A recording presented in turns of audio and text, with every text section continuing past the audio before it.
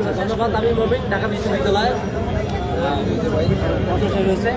আমি এখানে যে কথাটা বলতেছি, আমাদের 35-এর যে দাবি সেটা বাস্তবায়ন হচ্ছে না। এই বাস্তবায়ন না হওয়ার পিছনে যারা প্রধান দায়ী এবং যারা পিছন থেকে এসে তাদের চাপিয়ে দেওয়ার সিদ্ধান্ত বাস্তবায়ন করতে যাচ্ছে, তারা আর কেউ না, আপনারা জানেন, তারা কিছু সংখ্যক সমন্বয়। তারা এই সকল সমন্বয়ক তারা এসে টিএসসিতে বসে ফার্স্ট ইয়ার সেকেন্ড ইয়ারের সঙ্গে বসে ডিসকাস করতেছে চাকরিতে বয়সের প্রবেশ কত হবে। আমরা বিশ্ববিদ্যালয়ে আসার আগে জানতাম না যে আমার ডিপার্টমেন্টের সমস্যা কি। যখন বিশ্ববিদ্যালয়ে ভর্তি হয়েছি তখন জানছি আমার ডিপার্টমেন্টের সমস্যাটা কি। তো এখানে এসে আমরা জানলাম যারা এখন চাকরি বয়স কত হবে, তারা মানে এটা আলোচনা করার জন্য বুঝতে হবে যে চাকরি প্রত্যাশী কারা, তাদের সঙ্গে বসতে হবে। ফার্স্ট ইয়ার সেকেন্ড ইয়ার তারা কি বুঝে। সো আমাদের এখানে দাবি 35 মানে 35। সৈয়দ রেজাওয়ান হাসান চৌধুরী, আপনাকে আমরা শ্রদ্ধার সঙ্গে বলতে চাই, চাকরিতে প্রবেশের ন্যূনতম দাবি 35 মানে 35 এবং শর্ত সাপেক্ষে উন্মুক্ত করতে হবে।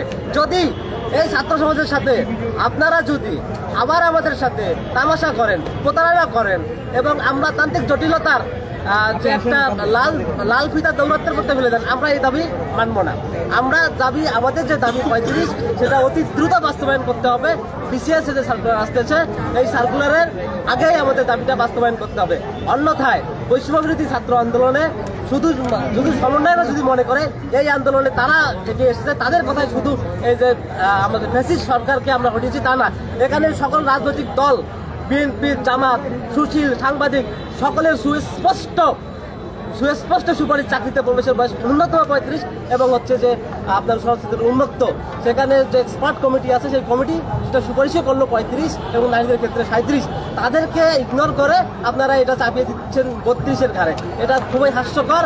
জাতি আপনাদের প্রত্যাখ্যান করেছে এবং সমন্বয়করা, যদি আমি বারবার বলতে চাই, আপনাদের নিয়ে সমন্বয়ক কিন্তু একটা গালি পরিণত হয়ে গেছে।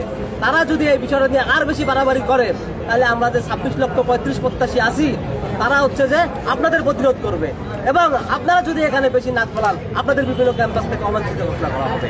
এটা আমরা আপনারা আজকে হুমকি দিচ্ছি। তো আপনারা সাবধান হয়ে যান। আমরা এই বৈষম্যবিরোধী আন্দোলনে একটি ভূমিকা পালন করছি, কারণ আমরা জানি স্বৈরাচার পতন আন্দোলনে আমাদের যে আন্দোলন ছিল, শেখ হাসিনা আমাদের তার একরকম মনোভাবের কারণে আমাদেরকে হচ্ছে বারবার তারা হচ্ছে যে আমাদের দাবিটা যৌক্তিক হওয়া সত্ত্বেও, সংসদে 87 বার উত্থাপিত হওয়া সত্ত্বেও তারা আমাদের দাবি বাস্তবায়ন করতে